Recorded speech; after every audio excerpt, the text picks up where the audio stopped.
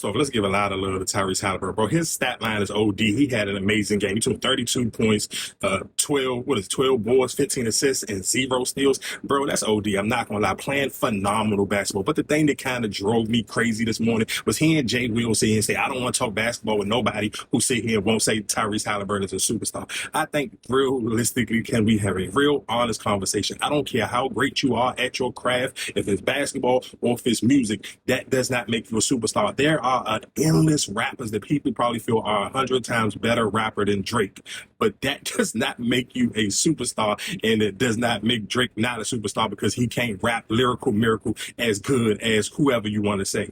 I think sometimes we get that confused because, yeah, of course, like I said, crazy stat line. Great basketball player, showing up in the biggest moments. He's about to take the Pacers to the finals, and they ain't been there in God knows how long. But so did Tim Duncan. Tim Duncan got 5 rings, and there ain't a person on God green earth gonna sit here and tell me that Tim Duncan is a superstar. Like, come on, dog. I think we use words crazy, like y'all OD with a great generational talent. Like, man, that person don't ever even make it to the goddamn playoffs. Like, let's be serious. All I'm just sitting here saying is a lot of words.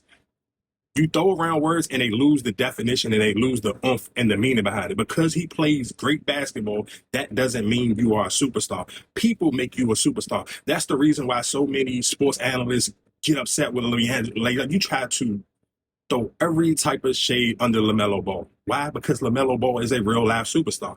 You can't control that. The kids control that. He OD super famous on TikTok. They buy his shoes. They buy his jerseys. That is a superstar. Justin Jefferson on football ain't never won nothing. Crazy number, the gritty. That's a superstar. That the dance and everything was on the video game. You couldn't stop doing the gritty. Why? Because Justin Jefferson, Jamal Chase, they ain't not even one of them ain't never won nothing. But that doesn't not mean you're not a superstar.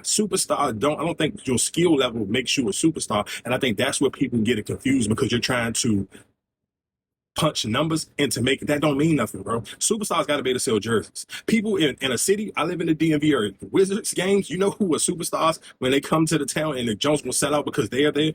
Ja Morant, Steph Curry, LeBron James. Guess what? Ja Morant ain't never going to do? Tyrese Haliburton will make it to the NBA Finals before Ja Morant and Anthony Edwards. Nobody on God green earth will sit here and tell you that Tyrese Haliburton, can you say he a better basketball player than both of them? Cool. I won't argue it. I don't want to argue. He is not a bigger superstar than Anthony Edwards, Ja Morant, or LaMelo Ball. Like, you got to stop playing with yourself. Like, some things just don't make sense.